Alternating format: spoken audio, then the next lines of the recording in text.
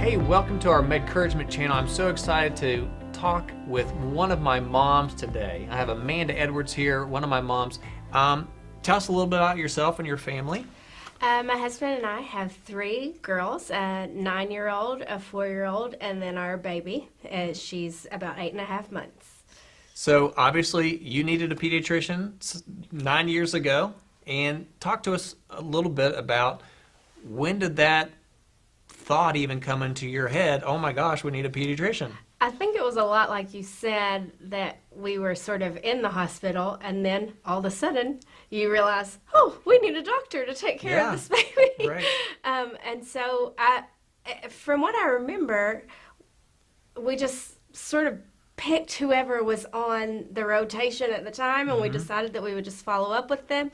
I remember after the fact, after we got out of the hospital, asking a few friends, you know, who do you recommend? And so some people threw some names out there, and I even think that I made a few of our first appointments with some of these doctors, these pediatricians that my friends had recommended. But what I came to find out was that just because it was right for my friends, that particular pediatrician was right for my friends, it just didn't feel right for me necessarily. So I think that there has to be some forethought to finding what you would call the right pediatrician for your family. So word of mouth is good. It's okay to ask your friends.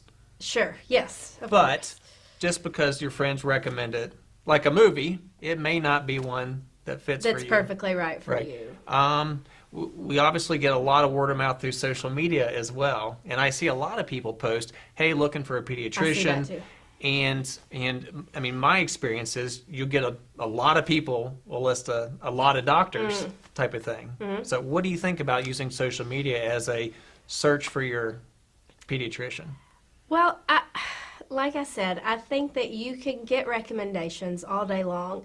I wish that there was a way maybe that I could even advocate to have some sort of process set in place for new parents where they felt like they could go interview a pediatrician. You know, I mean, you house hunt before you buy a home. You do. You try on shoes before you buy them. Right. You know, you date before you pick your spouse.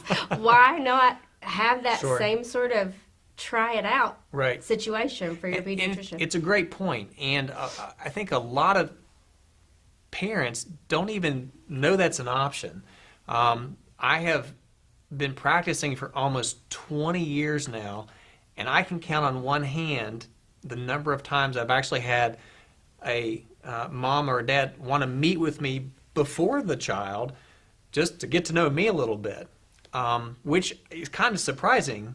As you said, there's all kinds of things that you typically like to, at least to know. Yes. And so it's one of those things where I would welcome that because I want the family to be comfortable with me as well. I think people don't realize that it's an option. Right. But if we could put that in people's brains, you know, then I think it would help so much of that new parent anxiety that you have in the first place. I mean, it was almost like we were searching for the right, we didn't know that we were searching for the right pediatrician while we were in the process of all the new things that come with being a new parent. And so if you could just have that forethought to do that beforehand, that would be so helpful to you, to your baby, to all the emotions that come at that time in your life. So we know that patients and parents obviously have all kinds of different expectations when they go in to see a physician.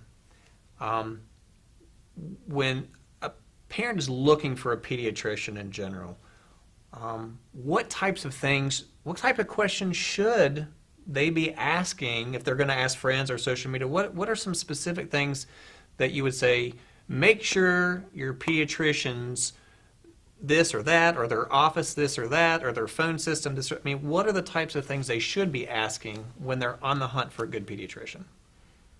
That's a good question. I feel like you almost can get that feeling, just that hunch that you are going to click with that pediatrician. I think that you probably can tell about how attentive they are to you as a parent, how attentive they are to you as a person, because that will reflect in your child. You want them to have that care for this little being that you're going to bring Right. into the world that is your most prized possession.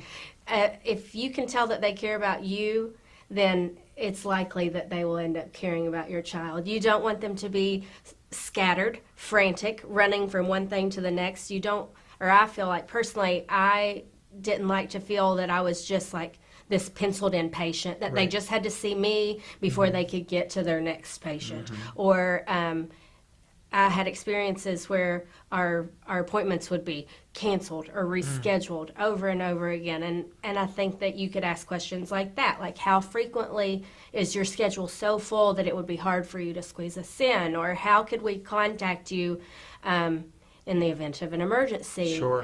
Things like that. You want that accessibility, you want that attentiveness, and I think that you would probably be able to get that feeling from them just by talking. Or if you can't do the sort of pre-interview process, then when you start bringing your baby in there, you'll be able to tell if that they care really about your child, I think. One of the points I think is very important to make is when the doctor first comes in, especially with your older children, is it's important that they talk to the child initially, Yes. because they're the patient.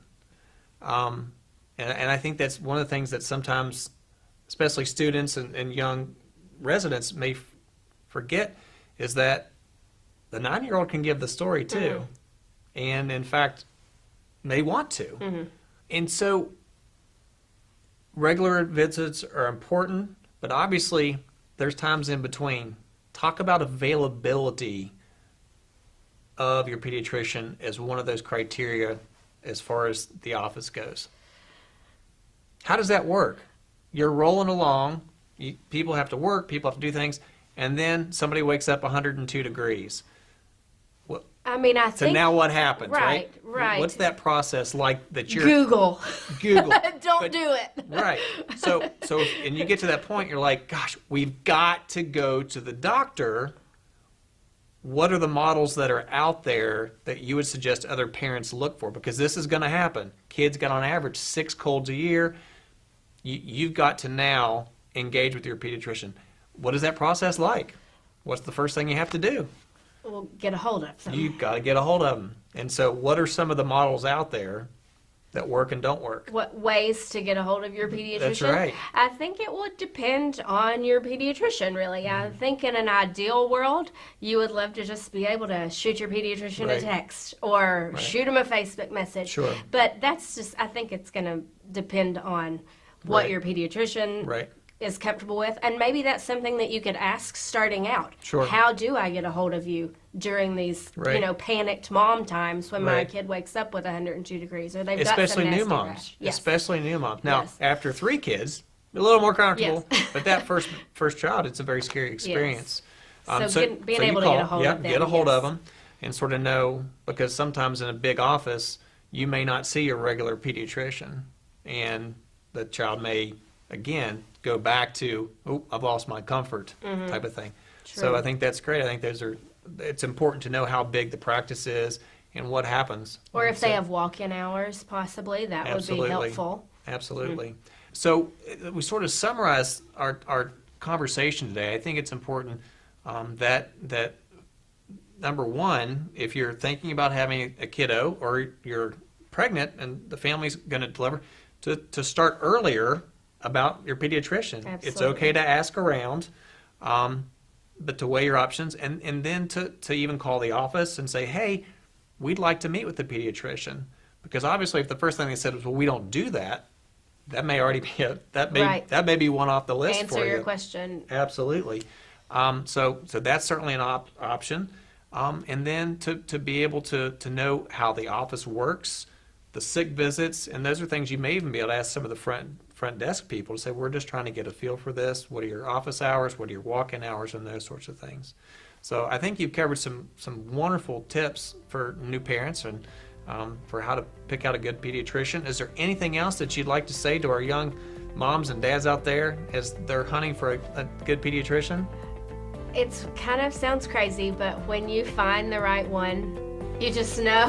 Which is great. You really do. You just know. And so I just feel like I hope that everybody would have a good experience and that they can find the right pediatrician for their family. Wonderful. Well, thank you guys so much for watching our video, and we hope this has been helpful for you for how to find a pediatrician that you feel comfortable with. And if you have other suggestions, feel free to leave them in the comment section below. Thanks again.